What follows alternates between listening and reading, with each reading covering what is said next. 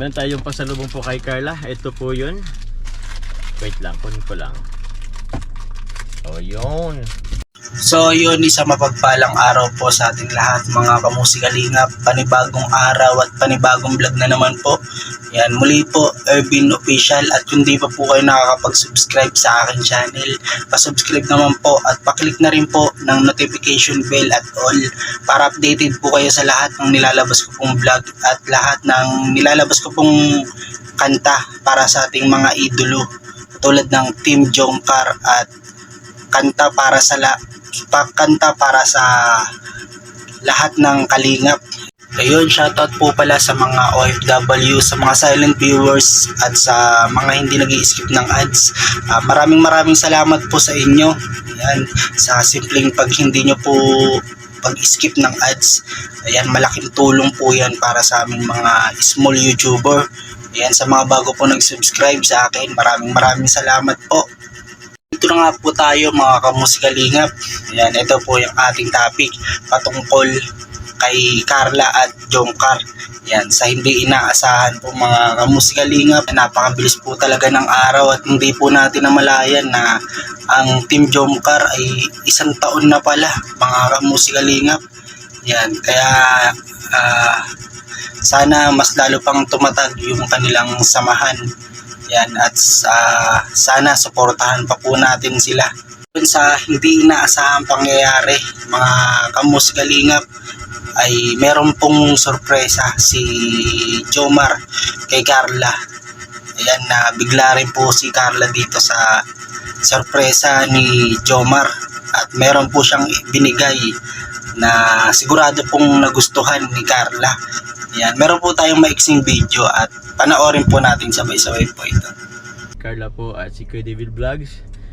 Siguro it's the right time para ibigay po kay Carla po yung ating pong pasalubong galing pong Manila, kasi wala po hindi natin po nakasama si Carla po, pero supposedly original po talaga is kasama po dapat si Carla, kaso may bigla ang changes po sa kanyang schedule, so parang last minute siyang hindi nakasama. So yun, sayang, pero yun, meron tayong pasalubong po kay Carla. Ito po yun. Wait lang, kunin ko lang. Oh, yun. Tcharan! Wow, ano Sheesh! Bracelet.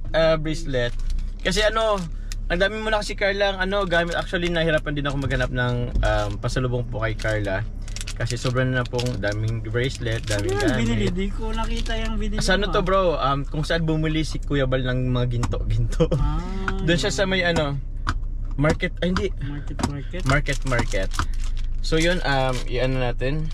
Bro, okay lang bro, paano ako bro? Sige, susot mo? Susot ko kay Carla, syempre. Sweet. Shish naman. Sweet naman Susot Saan kay- nilalagay? Saan ba? Sa leeg? Kaya ba ito sa leeg? Huwag sa liig. Kaya ba ito bro sa leeg? So yan. Tignan mo, may ano pa siya oh. Ang tawag dito? Butterfly ba yan? Oh. Saan na kasya? Bato. Kasi yan. Cash in. Sweet. Yay. Ganda. Cute Thank ba you go? po. Cute siya oh. Sheesh oh. Sino alin dyan? Si Carla. Cute. Thank you po. Yan, welcome. Yeah, ang ganda. Ang bagay naman oh. Tapos syempre Carla, meron din. Ito rin naman galing po kay Tita Jolie Santos. Ay, grabe. Ano yan? Special hopya ube from Tipas Tagig. Tagig. Bro, tagig yun. Sobrang sarap nito. Pang diet yan Pang diet to ay. Sige, okay lang, nakikita ba to? Nakikita. Buksan mo nga Carla po. Yan yung ube. Parang magpo-propose na hopya ang gamit. Ay, hindi na. Wag na. Pagkita pa ba natin? Huwag na nga, alam na nila yan. Ayun, ito na. Medyo matigas siya eh. Tada! Hey! Hopya ube. Thank you po. Ang sarap. Kay Tita Jolie Santos po, salamat po. Thank you. So ayun mga kamusikalingap, kung nagustuhan nyo po ang video na ito, palike naman po at pa-share na rin po. Yan, malaking tulong po yan sa aking channel. Yan, sa mga nagtatanong po pala, sa mga hindi pa po nakakilala sa akin, ako po pala si Ervin Official, ang gumagawa ng theme song ng Jomcar. Yan. Yan, maraming salamat po sa mga bagong nag-subscribe. Yan, sa mga OFW. Ingat po kayo palagi dyan sa ibang bansa at huwag po natin kalimutan na mag-pray kay God para lagi niya po tayong gabayan o ingatan para mas malayo po tayo sa disgrasya o karamdaman. Yan. Bali hanggang dito na lang po mga kamusikalingap. God bless po sa ating lahat.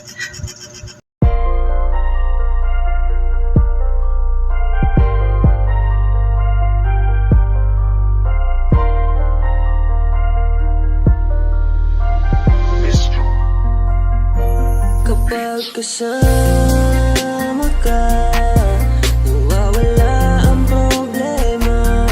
Nararamdaman ang puso ko, hindi ko kayang iwanan mo. Alam mo ba nang makilala kita, muli ako nakaramdam ng saya. Lagi kang nandito at nagbibigay ng pag-asa. Basta nandyan ka lang, kontento at makakaasa na hindi